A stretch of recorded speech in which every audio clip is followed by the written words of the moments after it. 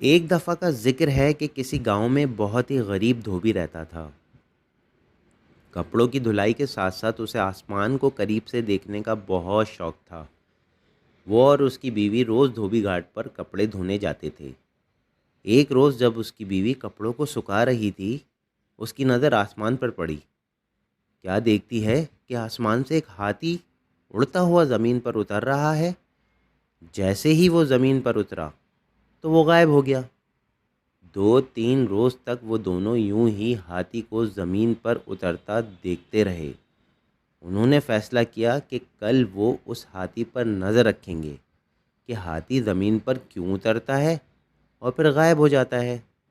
آخر ایسا کیوں ہے؟ اگلے دن دونوں شدت سے اس ہاتھی کا انتظار کرنے لگے۔ آسمان پر بار بار نظر دوڑانے لگے۔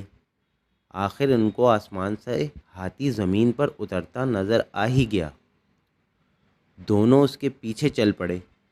ہاتھی گنے کے کھیتوں میں گھس گیا اور خوب پیٹ بھر کر گنے کھانے لگا۔ ہاتھی کا پیٹ بھرا اور اڑنے کی تیاری کرنے لگا۔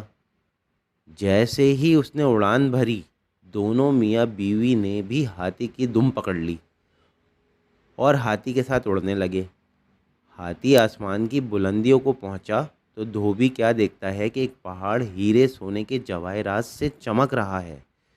یوں لگ رہا تھا جیسے کوئی اپنا خزانہ یہاں چھوڑ کر بھول گیا ہے۔ دونوں میاں بیوی کی آنکھیں کھلی کی کھلی رہ گئیں۔ آخر ہاتھی پہاڑ پر اتر گیا۔ دونوں میاں بیوی بھاگ کر سونے پر ٹوٹ پڑے اور زیادہ سے زیادہ سونا اکٹھا کرنے کی کوشش کرنے لگے۔ رات کے بڑھتے اندھیرے سے پریشان ہونے لگے۔ انہوں نے سوچا کہ صبح ہوتے ہی وہ ہاتھی کی دم پکڑ کر زمین پر اتر جائیں گے۔ آخر صبح ہوئی اور ویسا ہی کیا۔ زمین پر اترے، اپنے گھر کی طرف رواں دواں ہو گئے۔ ایک غریب دھوبی جو روز بروز امیر ہوتا جا رہا تھا، اس کو دیکھ کر سارا گاؤں حیران و پریشان ہو گیا کہ اچانک ایسا کیا ہوا کہ دھوبی اتنا امیر ہو گیا۔ گاؤں کے لوگ دھوبی کے پاس آئے اور اس کے یوں اچانک امیر ہونے کا راز پوچھنے لگے۔ دھوبی ان کو کچھ نہ بتاتا۔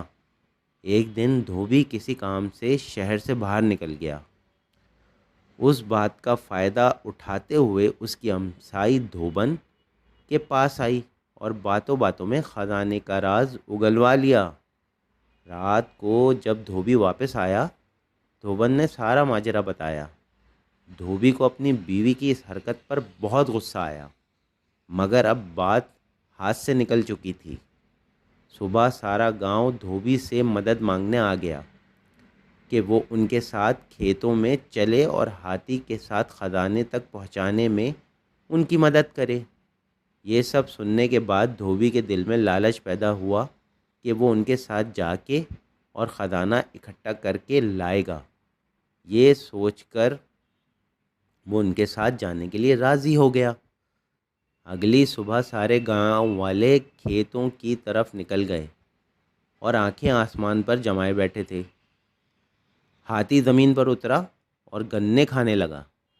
سب گاؤں والے اس کی طاق میں تھے کہ جیسے ہاتھی گنا کھا کے فارغ ہوگا تو سب اس کی دم پکڑ کر اس خزانے تک پہنچ جائیں گے۔ جیسے ہی ہاتھی اڑنے لگا، سب نے اس کی دم پکڑ لی۔ دھوبی سب سے آگے اس کی دم پکڑے ہوئے تھا اور یوں اس کے پیچھے ایک لمبی قطار میں پورے گاؤں والے ایک دوسرے کو پکڑے اڑتے چلے جا رہے تھے۔ سب گاؤں والے آپس میں باتیں کرنے لگے کہ وہاں اتنا خزانہ ہوگا کہ ہم سب لے کر آ سکیں گے۔ کسی نے کہا، خود سے سوچنے سے اچھا ہے کہ ہم کیوں نہ دھوبی سے پوچھ لیں۔ ایک گاؤں والوں نے پوچھا، وہاں کتنا سونا ہے؟